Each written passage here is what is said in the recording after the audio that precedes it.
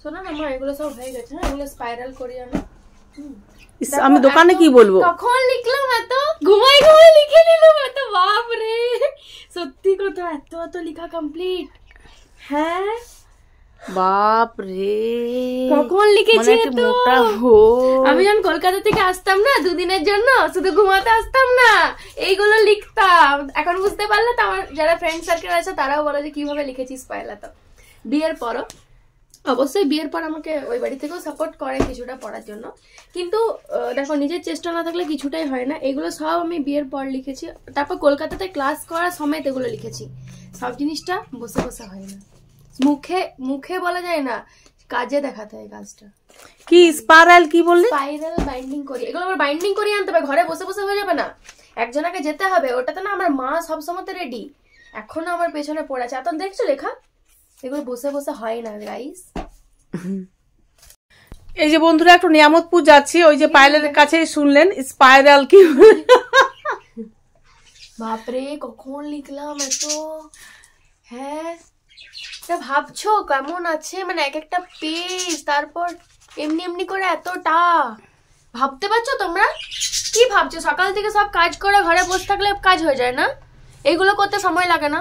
এগুলো করতে মানুষের খাটালি হয় না? বসে বসেই হয়ে যাচ্ছে। তুমি ভাবতে থাকো, আমি করতে থাকি। আই ডোন্ট কেয়ার যে তোমাকে সবকিছু আমাকে বলে করতে হবে। ওই যে আমি ভাবলাম যে সাইবার ক্যাফে হয় না, জেরক্স দোকানে, যে বলছে মা ওটা নিয়ে যাও। বলছে হ্যাঁ রে, এতগুলা জিজ্ঞেস করি। বলছে না গো, স্পাইরাল কি বলি, ব্যান্ডিং, মানে ওইটা ওরা সঙ্গে সঙ্গে দেয় না, দুদিন টাইম লাগে ওদের, বলে ভালো করে গুছিয়ে দেয়। তো নিয়ে যাচ্ছি দাদা, তো এটা নিয়ামতপুর যায়, নাহলে তো দু তিন দিন এখন টাইম লাগবে। তো এই জন্য আমি বললাম আমাকে দিয়ে দে, আমি করিয়ে নিয়ে আসি গা। আর কিছু কাজ আছে যেগুলো উপকার করে না, বড় বড় বক্তৃতা দিতে আগে আছে মানে, যেও উপকার করে তো বলা চলে হ্যাঁ ভাই গেলাম ওই জায়গাটাতে উপকার করলাম। ঠিক আছে, তুই এক কাজ কর, আমি দোকানে তোকে ফোনটা কিন্তু লাগিয়ে দেবো, ভুলে যাবো কি কি বললি, বা কতটা খাটালি মানুষের প্রয়োজন হতে পারে, তবে আর কি মানুষের এগুলো রেডি হয়। যারা ভাবো মুখে চারটে কথা বলে দিলাম বাস কাজ হয়ে গেল, মুখে বলার আগে না চিন্তা করবে মানুষটা কিভাবে এগুলো রেডি করে। মুখে চারটে কথা বলে দিলেই না হয়ে যায় না চামড়ার মুখে। নিজের যেমন মেয়ে আছে সেটা ভেবে সবাইকে চারটে কথা বলবে। এই যে আমি বেরিয়ে পড়লাম নিয়ামতপুরের দিকে। দিয়ে আয় আয়, দরজা লাগা। এবার কুড়া না উঠবে না দরজা দিতে। এ বাবা, হ্যাঁ রে দিয়া, বৃষ্টি পড়ছে কত রে, বৃষ্টিটা কমলো কি? আরে শীতকালে আর যদি এত বৃষ্টি পড়ে কি করব, কি করে যাবো, ছাতা নেবো কি?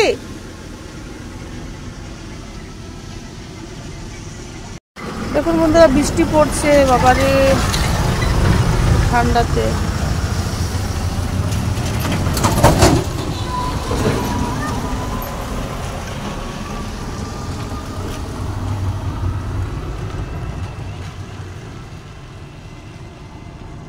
বার কর না,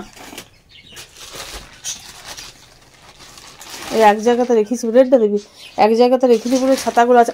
আমি থাক, আচ্ছা ঢোকা ঢোকা ঢোকা ঢোকা, নাহলে আর ঢোকানো হবে না। ভাগ্যিস বাসটা পেলাম, কারণ যা বৃষ্টি বৃষ্টি হচ্ছে না, পাওয়াই মুশকিল গাড়ি। নাহলে সবসময় অটো টোটো সবগুলোই কিন্তু চলে, না চলে না, কিন্তু এই মেঘের অবস্থা ঠিক নেই না। সামনে বার হতে হতেই পায়েলকে বললাম পায়েল দরজাটা লাগা, দরজাটা লাগা। আমি দৌড়ে এসে চাপলাম যে বাসটা পেলাম। আর মেঘটা এখনো বৃষ্টি বৃষ্টি হচ্ছে। ওই ছাতাটা মানে যেটার জন্য আমার নিয়ামতপুর যাওয়া মানে যে কাজের জন্য, সেই জিনিসটাই আমি নিয়ে ভুলে গিয়েছিলাম। ভাবি ছাতাটা মনে হলো যে ছাতাটা নিয়ে বৃষ্টি পড়ছে, তবে যে জিনিসটা মনে হলো, না আমার যাওয়াটাই বেকার হয়ে যেত, মানে কোনো কাজেই হতো না। আর আরও আমি গোপনে খেতাম বাইরের কাজে, তুমি কাজগুলো করো ঠিক করো না, আর কথাগুলো ভালো করে শোনাও যাচ্ছে না বাসে, যা বাসের আওয়াজ হচ্ছে না। এই যে আমি অলরেডি নি রোড আছে না, নিয়ামতপুর নি রোড নেমে, আর মালঞ্চ প্রেস, এই ইয়েটার নাম, দোকানটার নাম, কোন নাম লেখা আছে, মালঞ্চ প্রেসে চলে এলাম। দোকানের নাম আছে তো দেখি কি জানি, ওইখানে চলে এলাম। ওইখানে চলে এসে দেখি দাদা কিছু একটা কার্ড, মানে কোনো কার্ডের হয়তো কোনো কম্পিউটারে কিছু করছেন, কার্ড ছাপাতে দিয়েছে কেউ, ওই নাম টামগুলো করে না রেডি করে, সেগুলো হয়তো করছে। আর দেখি দাদা ভেতরে আছে, দাদার সাথে কথা হয়নি আমার। মানে এগুলো মালঞ্চ প্রেসেই হয়, মানে কোনো প্রেসে, যে কোনো প্রেসে এই কাজগুলো হয়। আমি ভাবলাম প্রথমে সাইবার কাপে হয় হয়তো, কিন্তু সাইবার কাপে হয় না। আর দাদা একটু বিজি আছেন, দেখি দাদার সাথে কথা বলি। এই যে এই পেনগুলো নিলাম, বেশ ভালো লেখা এই পেনগুলো, খুব সুন্দর লেখা।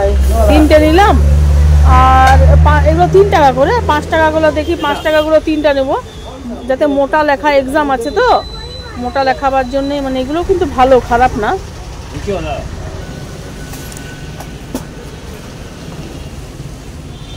রেখে দে। এইগুলো আমরা 2টো নিলাম, আসলে এইগুলো দেখে এসছে না সারা জীবন, এইগুলো ভালো ভালো বুঝবে তবে তো, কিন্তু একই লেখাচ্ছে মনে হচ্ছে, 3 টাকা আর 5 টাকা। যাই হোক, এখন এক্সাম, এখন দেরি আছে, এখন তো যদি দরকার হয় তখন নিয়ে নিবে।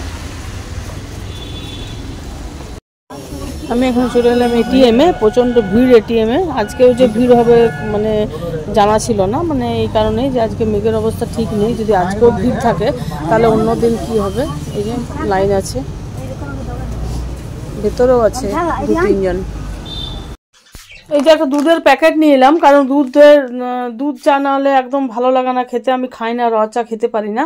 এই যে একটা প্যাকেট আছে, তাও আমি একটা প্যাকেট এনে রেখে দিলাম, সবসময় তো বাজার যাওয়া যায় না। আর এই যে মাছ, পাইলে একটু মাছ টাছ পছন্দ করে তো, তো এই যে একটা মাছ নিয়ে নিলাম, অনেকটাই মাছ আছে, 600 মাছ আছে এটা। তা আমি বললাম যা আছে তাই দাও, বলছে আর কাটবো না। আমার ঠিকই আছে বাবা, 600-500 ওইগুলোই ঠিক আছে, টাটকা মাছ নিয়ে খাবো। আর এই এত বৃষ্টি পড়ছে না, মানে বাজারে মোবাইল বার করতে পারছিলাম না, বাড়ি যেয়ে আমি ভিডিও বানাবো। এই যে বন্ধুরা, দিদি নাম্বার 1 দেখছি, 4:30টার সময় শুরু হয়। আর এই কারণেই দেখছি যে আমরা অডিশন দিয়ে এসেছি তো, যদিও ধরুন ডাকে তো আমি দেখতাম, এমনিতেও দেখতাম, যদি 1-2 দিন ছাড়া ছাড়া হতো কোনো ব্যাপার ছিল না। কিন্তু আমি দিদি নাম্বার 1 দেখি, আর এখনও আমি দিদি নাম্বার 1 দেখছি। এই যে দেখাচ্ছে কিনা স্ক্রিনে আমি বলতে পারছি না।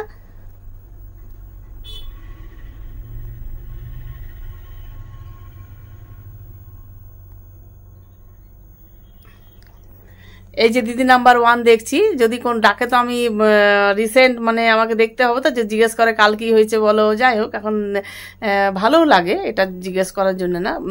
তো এখন দেখছি, তারপর মানে এই 1 ঘন্টা একটু ফেসে থাকতে হচ্ছে। আর নিজেরও তো ভালো লাগছে, মন মেজাজ যে না একটা খেলা দেখছি। তো আমি দিদি নাম্বার 1 দেখতে থাকি।